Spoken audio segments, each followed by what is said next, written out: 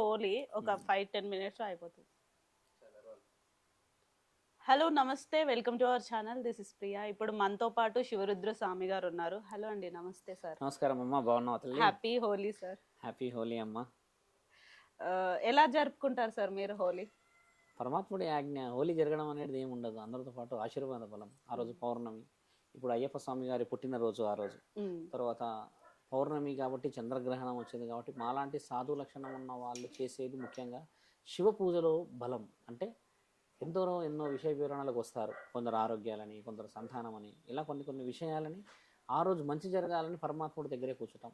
మేము వెళ్ళి మీరు అన్నట్టుగానే రంగులు రాసుకోవడాలు, నీళ్లు పోసుకోవడాలు అనేది అరుదుగా జరిగే తరుణాలు. ఎందుకంటే సాధు లక్షణం తీసుకున్న తర్వాత ఆ విధంగా మనము ప్రజల్లోకి వెళ్ళి విచలవిడతనం చేయడం అనేది కూడా ఒక మంచి సూచిక కాకపోవచ్చు చెప్పాలి. అసలు హోలీ అంటే ఏంటి? అసలు హోలీ ఎందుకు జరుపుకుంటారు? అది కూడా పౌర్ణమి రోజే ఎందుకు జరుపుకుంటారు హోలీ? చూడమ్మా, నక్షత్ర తిథులు అంటే కాలగమనాన్ని మనం కొద్దిగా ఎరికి తీసుకొని వెళ్తే ఈ పౌర్ణమి అనేది మనం పుట్టినప్పటి నుంచి, పుట్టినప్పటి నుంచి సృష్టిలో జరిగిన గొప్ప గొప్ప కార్యక్రమాల నుంచి మాట్లాడితే పౌర్ణమి రోజే హోలీ రావడానికి గల కారణాలు, చారిత్రాత్మక నిర్ణయాలు. హోలీ అనగానే హోలీ అనే పేరు ఎలా వచ్చింది? ఈ రంగుల మాట అని అంటే హోలిక రాక్షసి. ఈ హోలిక రాక్షసి వచ్చేసి హిరణ్యకశిపుడి చెల్లి. ఆ చెల్లి గారు వచ్చేసి అగ్ని అనే ఒక శక్తి ఉన్న రాక్షసి. హిరణ్యకశిపుడి యొక్క చెల్లి ఏం చేసేది? హిరణ్యకశిపుడే దేవుడు, హిరణ్యకశిపుడే రాజు అని మంచి మంచి విగ్రహాలు, దేవుళ్ళ విగ్రహాలను కూడా ధ్వంసం చేసి హిరణ్యకశిపుడి విగ్రహాన్ని పెడుతున్న తరుణాలు చూసి అందరికి ఇబ్బంది అయ్యేది. అదేంటి దేవుడి విగ్రహాలు కాల్ చేస్తున్నారు, దేవుడి విగ్రహాలు కూల్ చేస్తున్నారు, హిరణ్యకశిపుడే దేవుడు అని పెట్టేసుకుంటున్నాడు, ఆయన చెల్లి అగ్ని శక్తితో అందరినీ ధ్వంసం చేసి ఇబ్బంది పెడుతుంది కదా, దహనాలు చేస్తుంది కదా అన్న తరుణం ఈ భూమండలం అంటే రాజ్యములకు నచ్చకపోవడం చేత ఇదే హోలీ రోజు అంటే ఆ పౌర్ణమి గడియని ఏం చేశారంటే మహానీయుడు, విష్ణు రూపం. ఒక జన్మలో హిరణ్యకశిపుడు విష్ణువు యొక్క హిరణ్యకశిపుడు విష్ణువు యొక్క భక్తుడు, తండ్రి యొక్క భక్తుడు ఉండడం చేత ఆ గుణపాఠాలు నేర్పించే అవకాశం ఆ విష్ణువే తీసుకున్నాడు. నా భక్తుడు ఓ జన్మెత్తి ఈ విధంగా చేయడం చాలా తప్పు అని హిరణ్యకశిపుడి కడుపులో ప్రహ్లాదుడిని పుట్టించి ప్రహ్లాదుడిని విత్తనం ఎన్నో వింత పరీక్షలు పెడుతూ ఉంటాడు. ఎందుకంటే ప్రహ్లాదుడు ఏం చేస్తాడంటే హిరణ్యకశిపుడిని కొలవడు, నరసింహుణ్ణి తర్వాత విష్ణునామాన్నే పలుకుతూ ఉంటాడు. ఎందుకు అలా పలుకుతున్నావు బిడ్డ? నేనే నీకు దేవుడిని, నన్ను అందరూ కొలుస్తున్నారు, నేనంటే భయం అందరికీ, దేవాది దేవతలకు భయం అని కొన్ని విషయాలు నేర్పిస్తా ఉంటే, లేదు నీవు కూడా భయపలిసిన వాడు ఒకడున్నాడు, ఆయనని హరి, ఆయనని నరసింహుడు, ఆయనని విష్ణుమూర్తి అని కొన్ని సందర్భాలు చెబుతూ ఉంటాడు. ఈయనకు నచ్చదు, కొన్ని శిక్షలు ఇస్తూ ఉంటాడు. చంపే ప్రయత్నాలు, పాములతో, ఏనుగులతో, పెద్ద పెద్ద కుండల మీద నుంచి బాయిల పడేసేవి, తర్వాత ఎన్నో విష పరీక్షలు పెడుతూ ఉంటే అన్నింటి నుంచి బయటపడుతూ వస్తూ ఉంటాడు. ఎన్ని చేసినా కూడా చావట్లేడు కదా అన్న తీవ్రమైన ఆలోచనని హిరణ్యకశిపుడు, ఈ హోలిక రాక్షసి హిరణ్యకశిపుడి చెల్లి కదా, ఆమెకి హిరణ్యకశిపుడు ఏం వరం ఇస్తాడంటే అగ్నికి ఆహుతి అయ్యే వరం ఇస్తాడు. ఎవరైనా పట్టుకోవాలి, ఇప్పుడు నేను హింసించాలి అంటే ఈ హోలిక వచ్చి పట్టుకుంటే నీవు కాలిపోతావు, ఇలాంటి వరం ఉన్నది ఆవిడకి. అప్పుడు ఏం చేస్తాడు? ఆవిడ హిరణ్యకశిపుడి యొక్క చెల్లి, సొంతంగా తొడగొట్టిన చెల్లి, ఒక రాక్షస ఆలోచనలు ఉన్న చెల్లి, అంటే క్రూరమైన చెల్లి. అయితే హిరణ్యకశిపుడు శివుడి వరాన్ని పొందుతాడు కదా, నాకు మరణమే లేదు, నన్ను చంపాలి అని అంటే ఒక గర్భం నుంచి వచ్చిన వాడు చంపకూడదు, అంటే ఆడామగ కలిసిన వాడు, అటు మానవుడు కాకుండా ఇటు మృగము కాకుండా ఉండేవాళ్ళు, అటు గాలిలో కాకుండా ఇటు భూమిలో కాకుండా, అటు ఆకాశంలో కాకుండా, ఇంట్లో కాకుండా బయట కాకుండా నన్ను చంపాలి అని ఇట్లా అలాంటి వరాన్ని పొందితే అది సృష్టిలో లేని వరం. ఆ వరాన్ని తీసుకున్న తర్వాత ఈయన విర్రవీగి ఈయన దేవుడు అయిపోయి హిరణ్యకశిపుడు హోలికాకి వరం ఇస్తాడు. నేను నీకు వరం ఇస్తున్నా, నీ దగ్గర ఇకపై నుంచి ఈ శక్తి ఉంటది, అగ్నిశక్తి, ఎవరన్నా ఆహుతి చేయాలి అంటే పట్టుకోవచ్చు అన్న మాటలు నేర్పిస్తాడు. ఆ తరుణమే నువ్వు అన్న హోలిక ఎవరు అంటే ఆమె హోలిక, ఆయన రాక్షసి.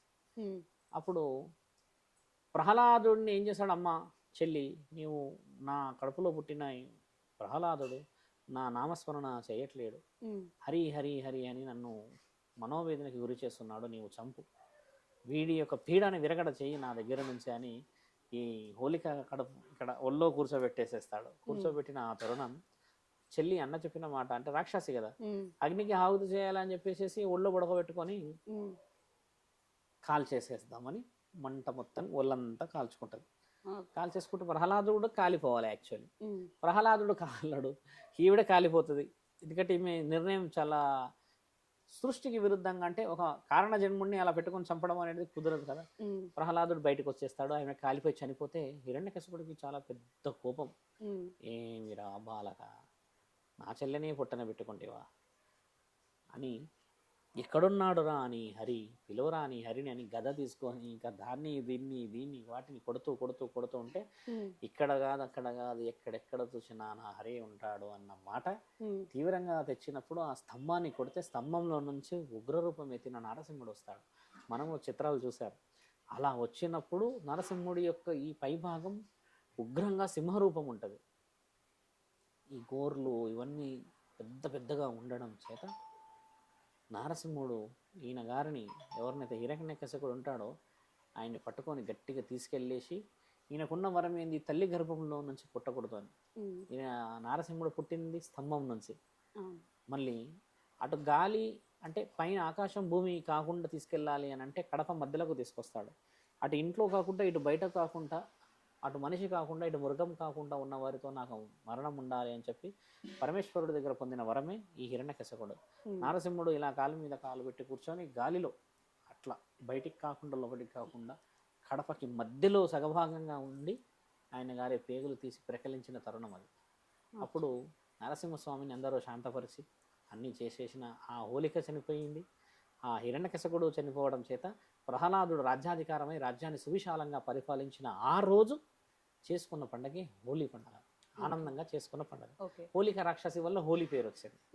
ఈ విధంగా జరిగిన ఒక తరుణం తల్లి. ఇది చరిత్రలో దేవుళ్ళ నుంచి వచ్చిన తరుణం చెప్పాం మీకు నేను. ఓకే, ముందు రోజు అదే కట్టెలు పెట్టి కాలుస్తారు, కాముడిని అంటారు, దహనం చేస్తారు. అది చిన్న పిల్లలకి దిష్టి తగలకుండా పెట్టాలి అంటారు. అసలు దానికి ఉన్న అంతరార్థం కూడా మనకు చాలా గొప్పగా చెప్పాలి. దీనికి ఏంటంటే అమ్మ 3 దహనాలు ఉన్నాయి ఇందులో. ఒక దహనం వచ్చేసి ఏంటంటే కాముడు దహనం అంటారు. కాముడి దహనం అంటే కామాన్ని దహనం చేయాలి ఒక మానవులు. ఎలా చేయవచ్చు కామ దహనం అనే విషయాన్ని చూసి కొంచెం గోప్యంగా వెళ్తే అమ్మ, మన్మధుడు పరమాత్ముడు చాలా తీవ్రమైన స్థితిగతులతోని సృష్టి ఆరంభించిన వాడు కాబట్టి సృష్టి కార్యకలాపాల నిమిత్తం మహాయోగంలో ఉన్నప్పుడు, నిద్ర కూడా అని కాదు, ఆయన గారు ఎప్పుడు యజ్ఞగాదాలకు తర్వాత తండ్రి ఎప్పుడు చూసినా శాంతంగా ఉండి సృష్టిలో ఏమి జరుగుతున్నాయో చూస్తూ ఉంటున్న ఆ తరుణాన్ని మన్మధుడు, రతీదేవి ఈయన గారి యొక్క భార్య, మన్మధుడి భార్య, ఇద్దరు హాస్యం ఆడుతూ తండ్రి దగ్గరికి, అంటే ఆ ప్రాంతానికి వస్తారు. వచ్చేసి ఈయన గారు ఎవరో కొంచెం విచిత్రంగా కూర్చొని ఉన్నాడు అని ఈయన దగ్గర ఉన్న మన్మథ బాణాన్ని వదులుతాడు. తండ్రికి వచ్చి తగులుతుంది. ఇక్కడ తగిలినప్పుడు తండ్రి చాలా డిస్టర్బ్ అవుతాడు. 3వ కన్ను తెరిచి దహనం చేసేస్తాడు మన్మధుడిని. రతీదేవి ప్రాధాయపడుతుంది, నా భర్తని నాకు ఇవ్వండి, తెలియక చేసాం, తప్పు జరిగింది, అది ఇది అంటే, ఒకసారి మా యొక్క కోపానికి ఆహుతైన వారిని తిరిగి ఇవ్వడం రాదు ఇకపై అని చెప్తే, మరి మార్గం ఎలా, అది ఇది అని అంటే, ఈ రోజు జరుగుతున్న ఈ తరుణాన్ని కాముడి రూపాన, అంటే కామం కదా, కాముడు అంటే కామం, ఏదైతే కామంతో కళ్ళు మూసుకొని పోయి నీ భర్త చేశాడో ఆ పనిని, ఇదే పౌర్ణమి ఇదే రోజు కామానికి దహనమైన వారికి భూమండలం మీద చిత్రపటాలు, అంటే ఒక బొమ్మను తయారు చేసి చంపేస్తారు. చంపేయడం అంటే కాల్చేయడం అంటుంది. అందరం కాల్చి దానికి డప్పులు కూడా కొడతారు, పిల్లలు ఎగురుతారు, పెద్దలు ఎగురుతారు. 11 గంటలకు 12 గంటలకు పౌర్ణమి గడి ఇవ్వడగానే కాల్చేస్తారు. అంటే ఆ రోజు ఏం దహనం చేస్తాడు, ఈ రోజు కామంతో ఆయన కళ్ళు మూసుకొని పరమాత్ముని కనిపెట్టలేకపోయాడు కదా, అదే కామాన్ని కాలుస్తారు అనమాట. కాముడి దహనం అంటే మళ్ళీ ఆడ మన్మధుడిని కాల్చి, చెడు ఆలోచనని కాల్చి, కామాన్ని కాల్చేసి అక్కడ వచ్చిన బూడిద చిన్నపిల్లలకు పెడితే చెడు కాల్చేసాము కదా, అంటే ఒక సంహరణ, హోలిక రాక్షసి జరిగిన ఈ రోజు, కాముణ్ణి దహనం చేసిన ఈ రోజు, ఈ విధంగా వచ్చిన ఆ తరుణాన్ని పెట్టుకుంటే దిష్టి తగలదని, ఏదైనా చిన్న అనారోగ్య స్థితిలో పోతాయని చెప్పి కొన్ని నమ్మకాల ద్వారా వచ్చిన 2వ తరుణం. నీవన్న ఆ దహనం అనేది అక్కడ కాముడి యొక్క కామాన్ని దహనం చేశాడు పరమాత్ముడు. కామం ఎక్కువయ్యే కదా, ఇద్దరు పరమాత్ముడిని కనిపెట్టలేక బాణాన్ని వదిలాడు పరమాత్ముడు. అందుకని ఆ వాటిని దహనం చేసిన తరుణమే నీవన్న ఆ కట్టెలు పెట్టడాలు, ఇది పెట్టడాలు, ఇవన్నీ ఈ విషయ వివరణలు లోతుగా వెళ్ళి చూస్తే చరిత్రలో రాసున్న నిజాలమ్మాయి. అదే రోజు ఇంకొకటి ఏంటంటే, మోహినిని కూడా మనము దహనం చేసే స్థితిగతులు వచ్చిన సందర్భం. ఎందుకంటే మోహిని కూడా పరమాత్ముడు ఏం చేస్తాడంటే, మోహిని భర్త శివభక్తురాలు, మోహిని భర్త శివభక్తుడు. ఒక్క నిమిషం అవి వస్తాయి ఇక 3-4 గీజులు, ఏం చేద్దాం, ముసలిలో దాని పరిచయం ఇదే.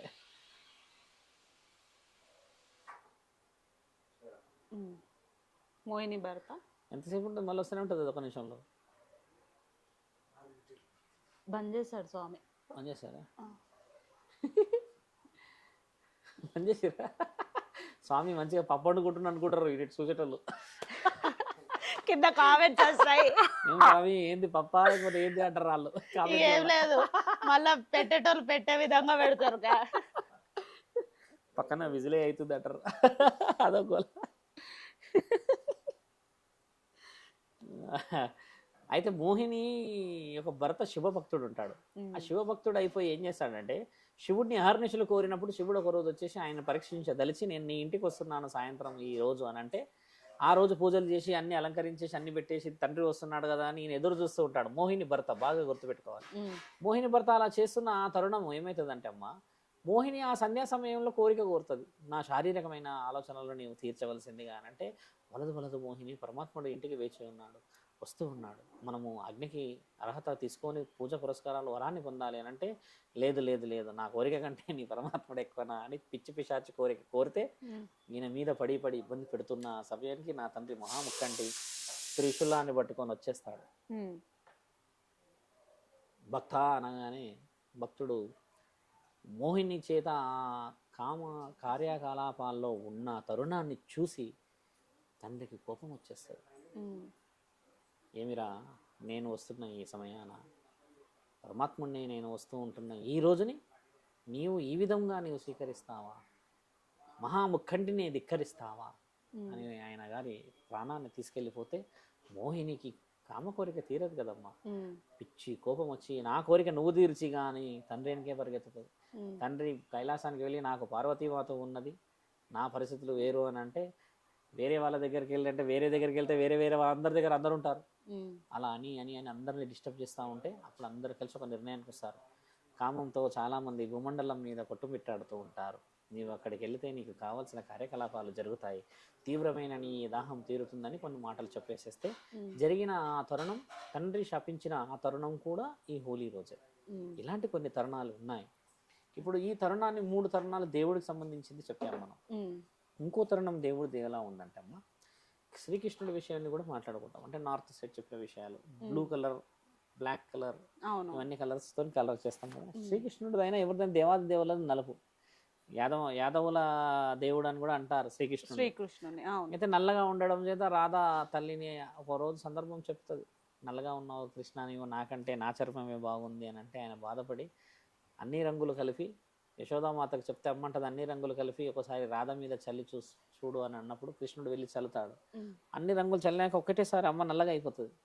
నల్లగా అయినప్పుడు చూసామా ఎన్ని రంగులు కలిపినా మిగిలినది చివరాఖరి రంగు నలిపే, ఆ శాశ్వతమైన రంగే నేను అని చెప్పేసి రుజువు చేస్తే అప్పటి నుంచి తల్లి పక్కన ఇలా కూర్చున్నప్పుడు ఆ రుజువు పెడతాడు. ఆ రుజువు అనేది చాలా మంది కోరుకొని తీర్చుకొని ఉండి చాలా చాలా విగ్రహాలలో చూడండి తెల్లగా ఉన్న విగ్రహాలను నల్లగా చేసి పూజలు చేస్తారు. ఇప్పటికీ ఉన్నాయి చాలా శ్రీకృష్ణుడి గుడిలో నల్ల విగ్రహాలే ఎక్కువ ఉంటాయి చూడండి. ఆ విధంగా వచ్చిన రోజు కూడా ఈ హోలీ రోజు అమ్మ. చాలా మంది అక్కడ ఉన్న వాళ్ళు మార్వాడీస్ కానీ వీళ్ళు చేసుకునేదేమో ఆ ప్రత్యేకంగా స్వీట్లు పంచుకొని కొంచెం భోజన కార్యక్రమం కొంచెం విందులాగా చేసుకొని హోలీలు ఆడుకుంటూ చేసుకునే అదొక రకం. అది వాళ్ళు ఇంట్లోనే చేసుకుంటారు, వాళ్ళందరూ కలుసుకునే తరుణం అది. అది ఈ విధంగా 4 దైవ కార్యక్రమాలకు సంబంధించిన ఒక నిలువెత్తైన నిదర్శనం అనేది హోలీ పండగ. ఓకే, అసలు హోలీ రోజు రంగులు పూసుకోవచ్చా? పూసుకునే అధికారం అసలు కొన్ని విషయాల్లో పూసుకోవచ్చు. ఎలా పూసుకోవాలి అది కూడా ఒక ఆనంద తరుణంగా పూసుకొని ఆనందంగా ఒక మంచి సమయాన్ని ఒక స్ఫూర్తిగా ఆలోచన చేసి గెలవాల్సిన ముఖ్యమైన సంఘటనలు. అయితే ఈ రంగులది అనేది ఎందుకు వచ్చింది? నేను చెప్పిన 4 శాస్త్రజ్ఞానాలలో ఎక్కడ రంగులు లేవు కదా. మనుషులు చనిపోయారు, మనుషులని దహనం చేశాము, కాముని దహనం చేశాం, కానీ రంగులైతే లేవు.